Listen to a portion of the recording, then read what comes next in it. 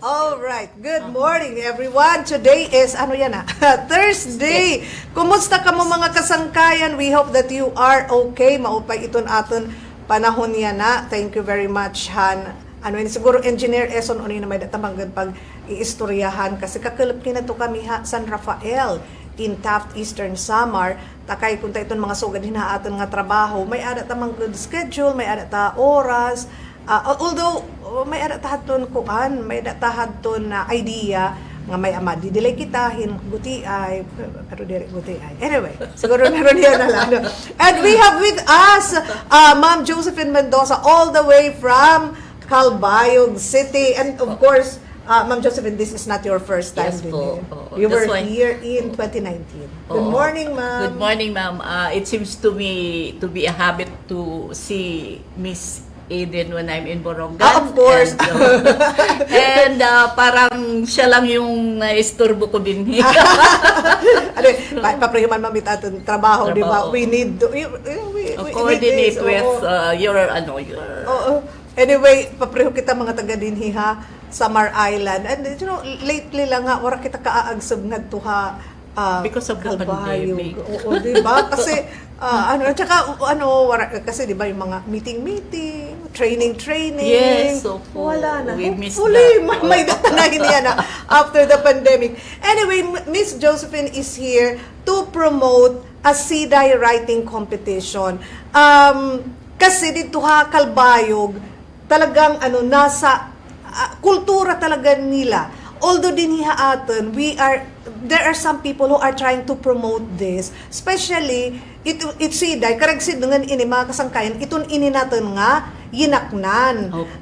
Kasi inin nga kuan masagal ma iton admiteron hikita din hiha Eastern Samar direk manggod kita inin naka angkla ba hiton aton kultura. Unlike hiton aton mga kasangkayan, especially from Calbayog, iton ira musika, diba, sayaw, tapos iton Siday, no? So ma'am, tell us more about the Siday writing competition. So okay, this is a Siday writing competition. This will be under one title. Usa lang nga title po. This is our first Siday writing competition. Tapos nag-decide ang amon grupo to be under one title. The title will be Jose Avelino and Obrero sa Senado. So that, meaning to say, the Siday would be all about Jose Avelino, his legacy, his, how humble beginnings, his family, and how he, pahingad to Senate as president.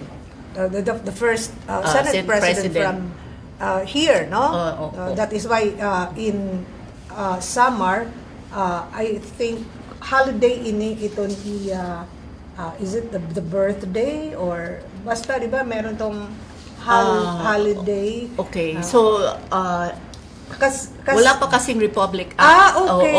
So, parang lang yung proclamation. Proclamation daw. So this year, parang nobody, because ang present administration kasi sa Calbayog overlooked the number of days required within which to file the request for a presidential proclamation. So parang kulang sila number of days, matter of 1 week na lang before August 5, which is his birthday. So asya adto nga waray maka-declare, but we observe the day, of course, in his honor, and then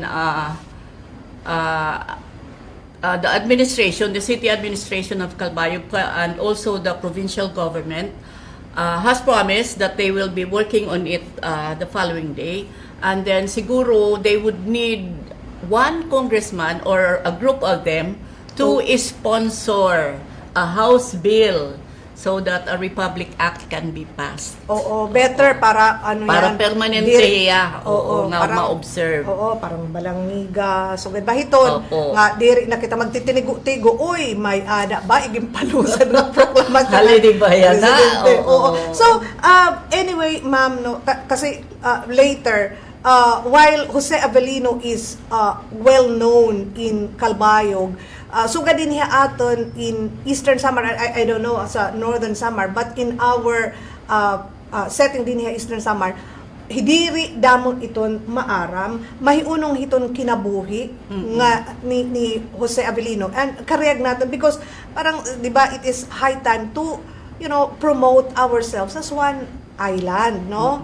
Nagigikilala kita, maaram kita kung mga hirahin o iton mga notable people dinihiton aton island. So, hahain kita pakakakuhahin materials because iton mga, mabulig itong Siday. They need to know more about Jose Avelino. When we launched the program in September 1 together with other activities untahan sa Rakikihadang Festival of Calbayog City with the city government, we promised that we are going to provide the links on where to get the information nga para makakuha magamit nila para researchan kan Jose Avelino life.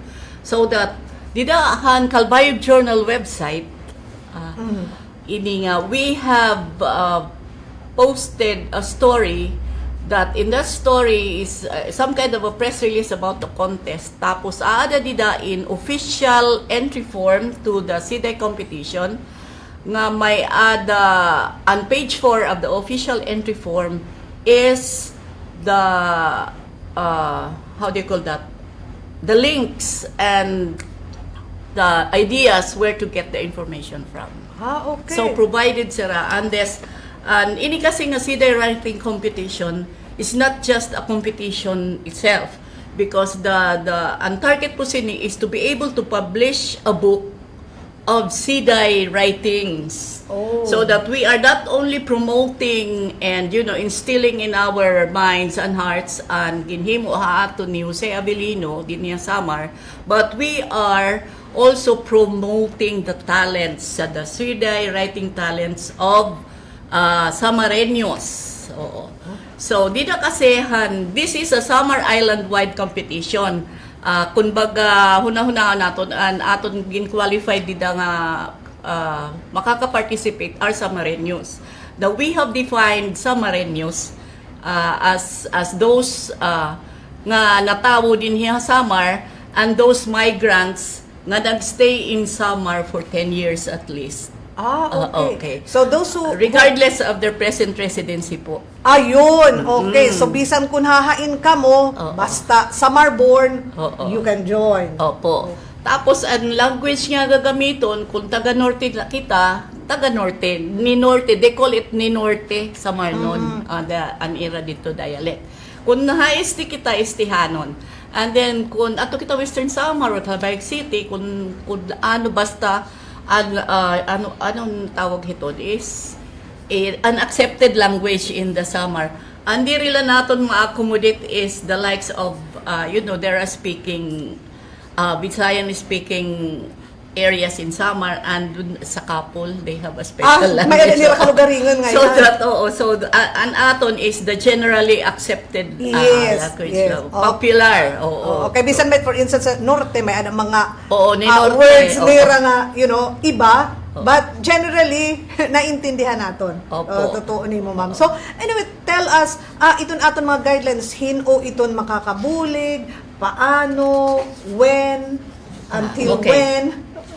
Okay. So in our guidelines nga adalot hiya Calbayog Journal website ay ini nga an aton may timetable kita nga gin-provide and we will talk about the prices later. Of course, importante.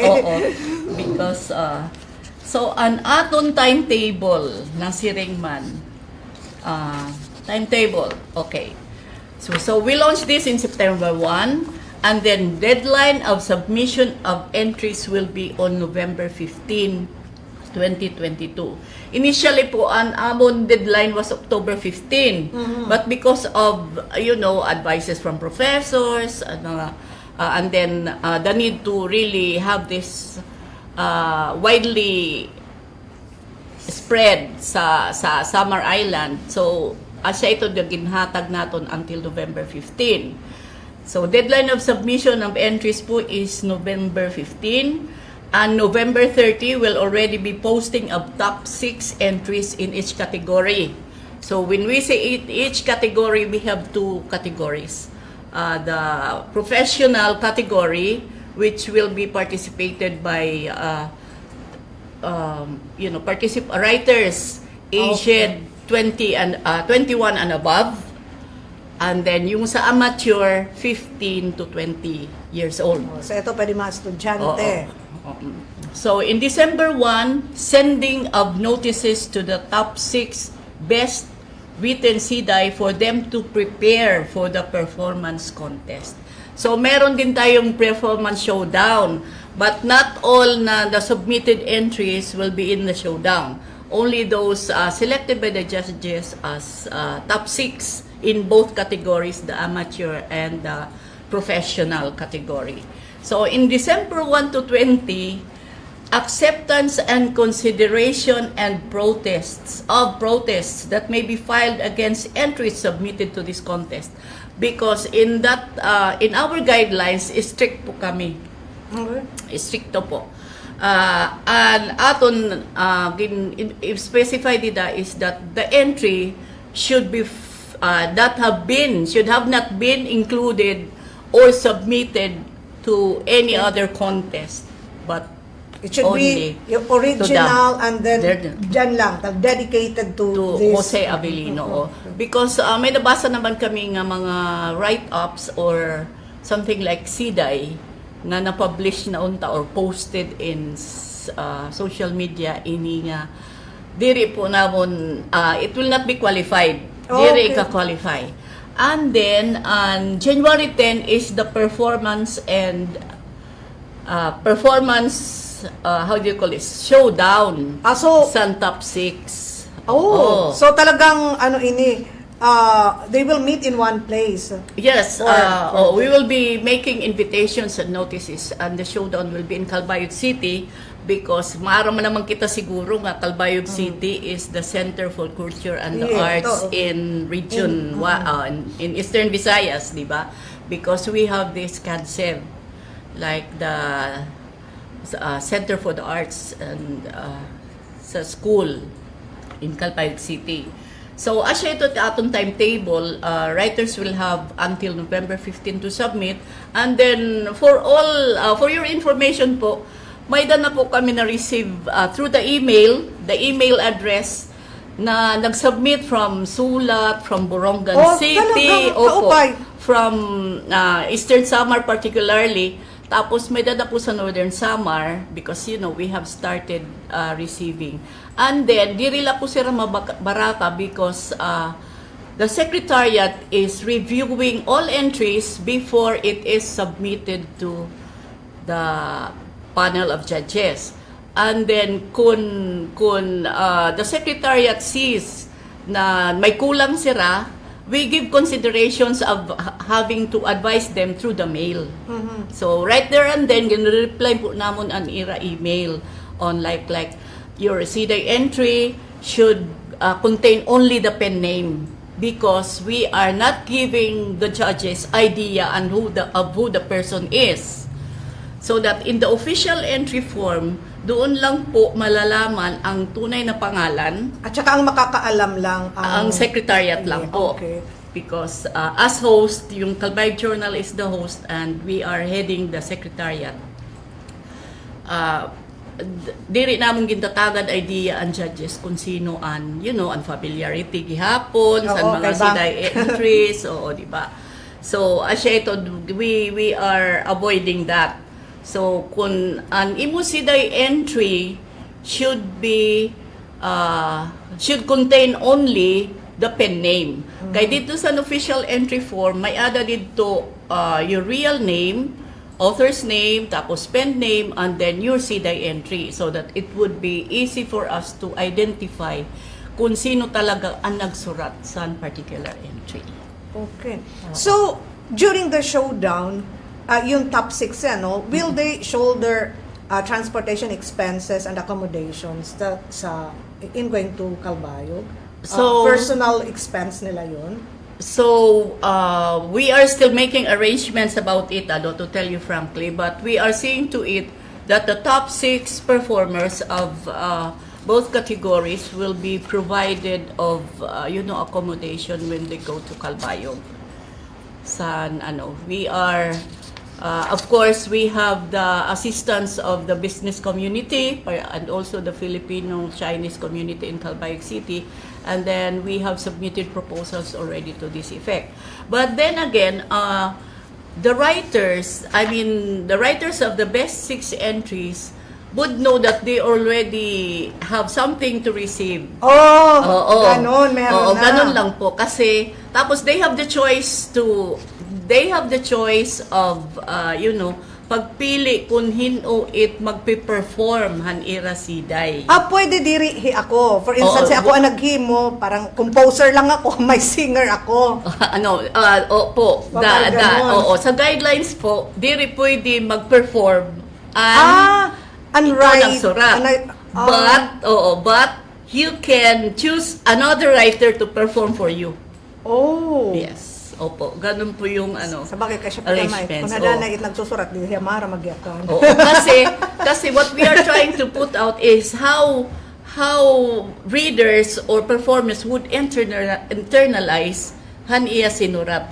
Kasi di ba emotional yung performance. There has to be some kind of emotion, facial expression, some body movements. So parang ikaw nagsurat ka, how would readers or performers accept your so asya ito. So ayaw ko kasi I do not know much about mga ganyan, Siday. May ada ba hini for instance sa may dako entry like may ada ba hini dito guidelines pipera ka paragraph, material no kahalap ba, so ba hiton may ada ba hini sugad na? So, this an amateur is free fall siya. So that you have the freedom to write how many lines, how many stanzas, or how many syllables in one line, and then how many stanzas how many lines is in one stanza. Yun sa amateur division. So free fall siya. Okay, just a professional. Sa professional, parang very strict. Meron tayong measure na sinusunod.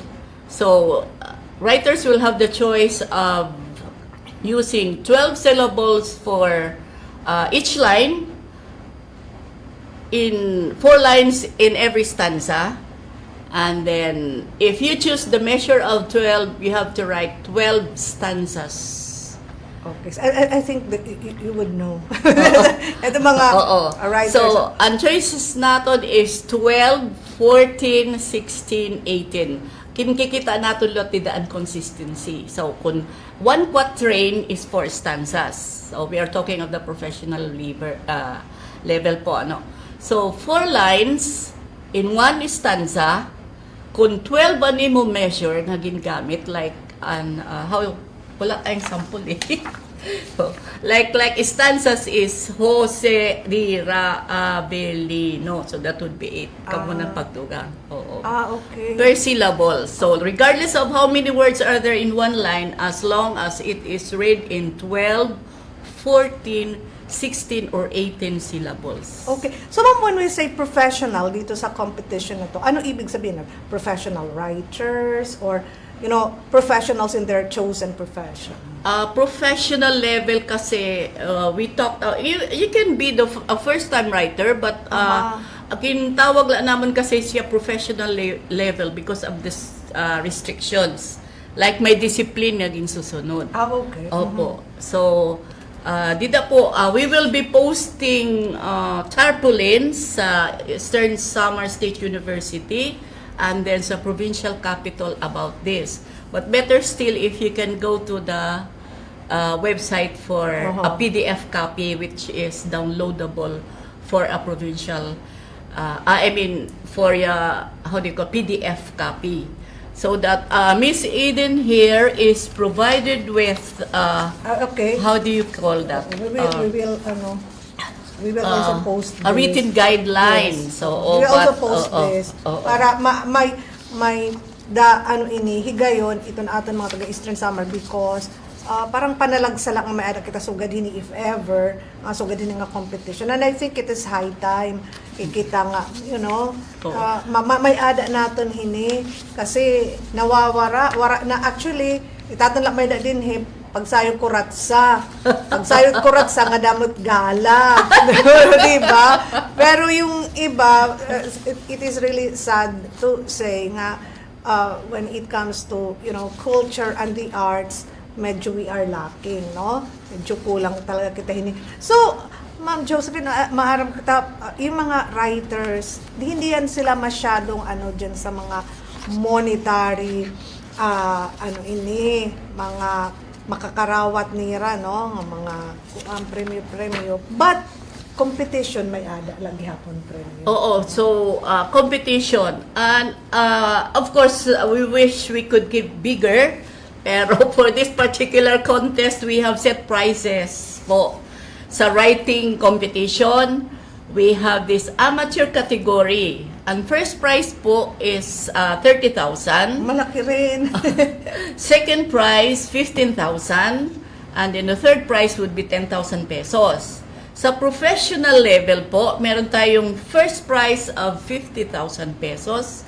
Kaya nga po tayo very strict. And then, syempre, we also have to protect the art, diba? This is some kind of protecting the Siday writing talents of Samarnons by adhering to some kind of discipline. Kasi po, ipapublish natin sa book yung mga nasulat. The winners are sure to be on the publication, on the book. And then some significant entries will be chosen to be in the book. Ganun po. So, sa second prize po ng sa professional category is 30,000 pesos. And then third prize is 20,000. So, true nato and professional category, first prize 50,000. Second prize 30,000. And then third prize is 20,000. So, makadi naman kitahan performance showdown. May pangayan. Oo, and okay. Performance showdown will be awarded of cash prize of 20,000 each sa amateur ngansan sa performance ngansan professional category. So, on second prize, 15,000 each sa amateur and professional, and then third prize will be 10,000 pesos for the professional and amateur categories. Malaki na rin, malaking prizes yan para hitun aton mga kabugtuan, no? Sa ma'am, happy naman kita nga may ada ngayon mga taga Eastern Samar nga nag-submit na hanira entry for this competition. Opo, no? Ma'am, in mga judges are from Samar lagi hapon? Hindi po. From Samar, and then we are, of course, we are seeing to it that this will be, some kind of may gihapon naton credibility on judging nga diri la Samar noon o diri la Calbayog noon ang judges.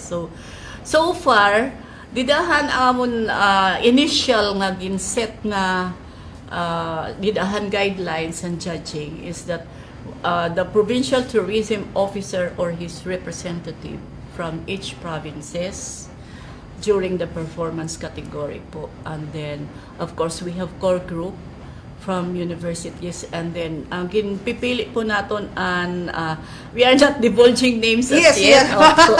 Niyan na lang, ma'am.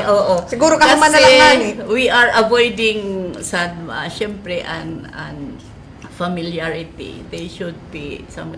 Tapos gina-avoid liwat naton po kasi syempre the core panel has invited friends to write sa kuan, pero they are not telling who the judges are. Okay. So, asya ito na naamon po point because we want really to promote and protect kay ang Siday po is aton ininta nga sa Barlong. Di ba? Oo, di ba? Kadamuhan Siday writers nga ginpapabayan lan ira talents kasi they have not seen enough inspiration.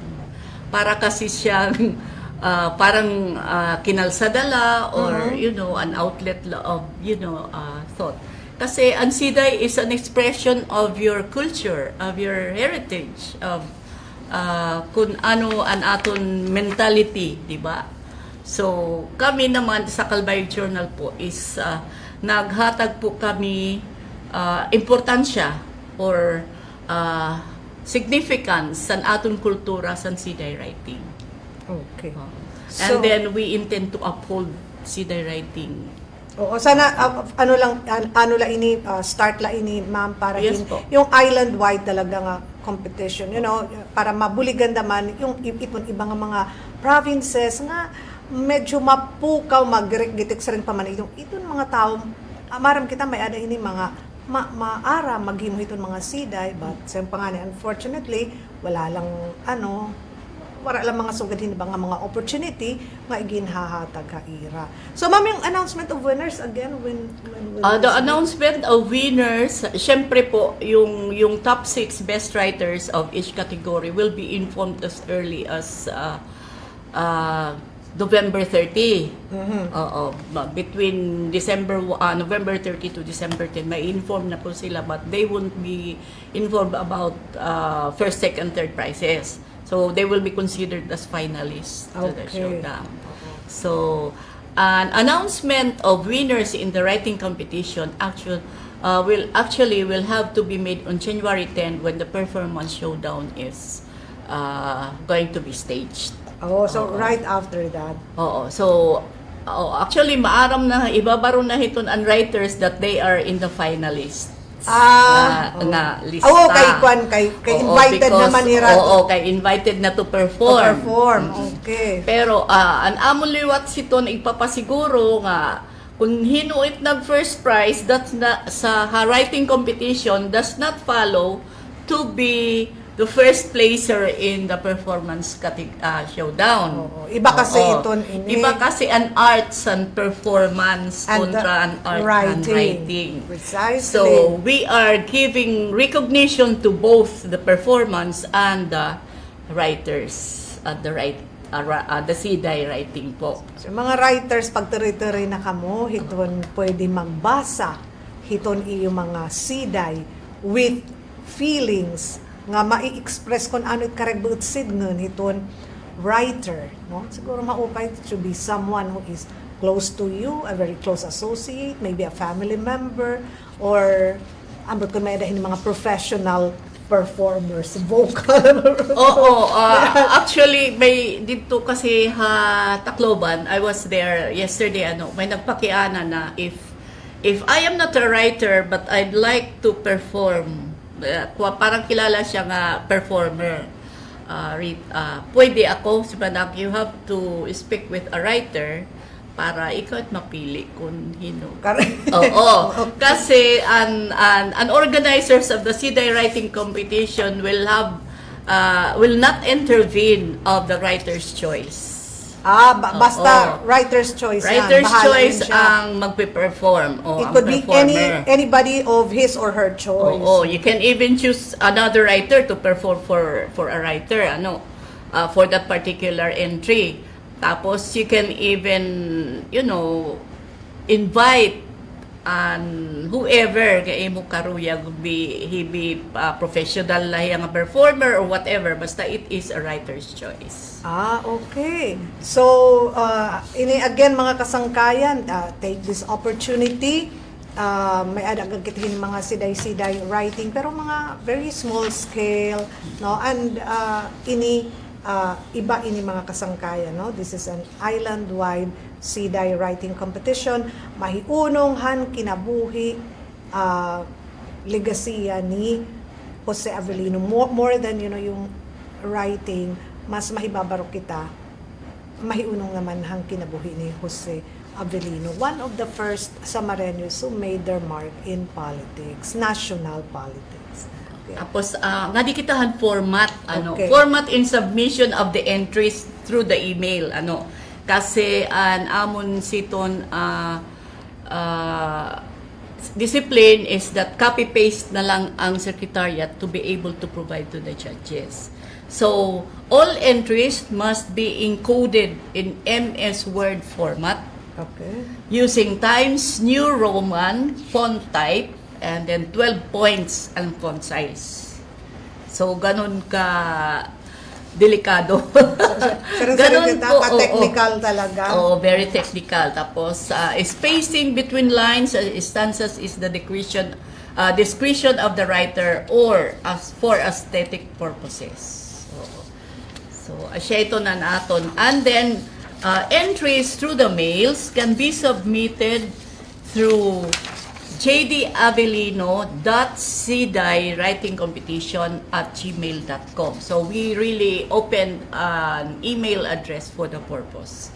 So that an aton na expect nga makakarawat siton nga email is ang Siday entries lang po. Or you can may era kasi mga tao naman, Miss Josephine nga direct talaga hirang mga ano ini ano ba to?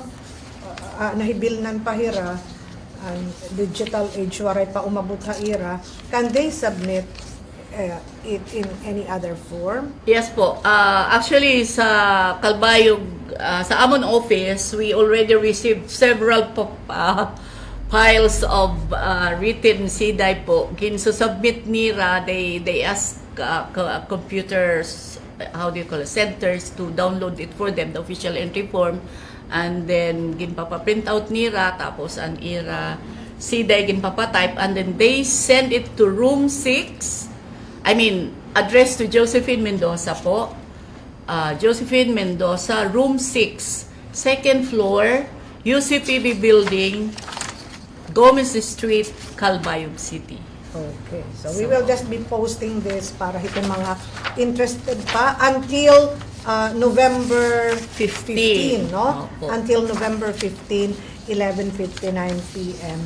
You still have time, no? Kuwan pa man layan na October 6, no? So you still have time actually para naman gihapon makapagsurat hitong iyo Siday. Paniyo time para ma-revise at makalima ka beses. Opo. Diba? Very true. Kasi didasan, okay, you can, for details also, you can call me at 0917-890-2577. Again po, for details, 0917-890-2577. You don't have to worry because ako lang po ang nakakabaton hit na number. O kasi bangin may ada mga diri nakaklaruhan, Opo. iton nga mga sasubmit iton ira mga entries. Oo. Kasi po, at the time na natawag hira, tapos busy ako, I tell them that I will call in a few minutes. Like I am in a meeting, so I cannot be, or I am in on a travel. So, pero we assure them that at the end of the day, we get in touch with whoever was asking for information about the competition po. Okay. So, in mga kasangkayan again, you are invited, hininga ko ang talento mang good. Para iton mga may ada talento, pagsurat hiton Siday, take this opportunity, no? Jose Avelino and Obrero sa Senado, Siday Writing Competition. Deadline of submission of entries is November 15. not October 15, Opo. but November 15. So you still have time to do this, no? Because after the rounds, before October 15 po, we will be updating our press releases about the contest para updated naman po yung mga interesado participate. Okay. So, Ma'am Josephine, thank you very much for taking time out to come to Borongan for this para, dinihaan di magad ini baga ura-ura, waray magad namon hini mga sugad nga mga competitions, competition din beautiful sugad dito. And I think maupay naman ini kasi bangin makakuha naman hin idea ito naton ibang mga officials para mag-launch naman kitahin mga sugad na programa, di ba? Sugad ng mga projects. Because napaka-maupay talaga ini.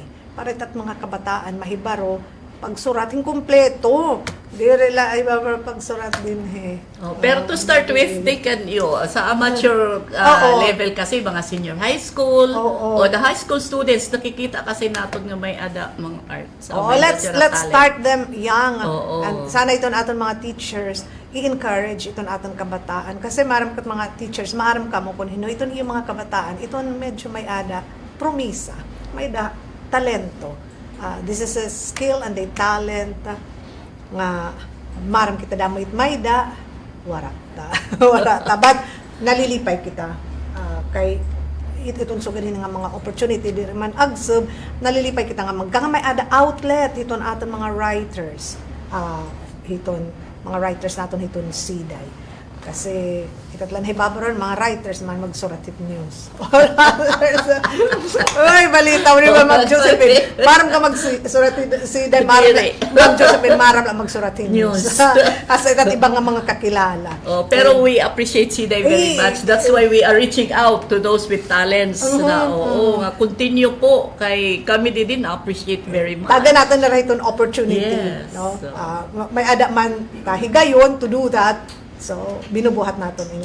Ma'am, thank you very much for your time and update us na lang, no? If there will ever be changes ito na schedules, no? Yes, please update us para every now and then igsusumat natin din. Yes, ma'am. Thank you, Ma'am Josephine Mendoza from the Calbayog Journal.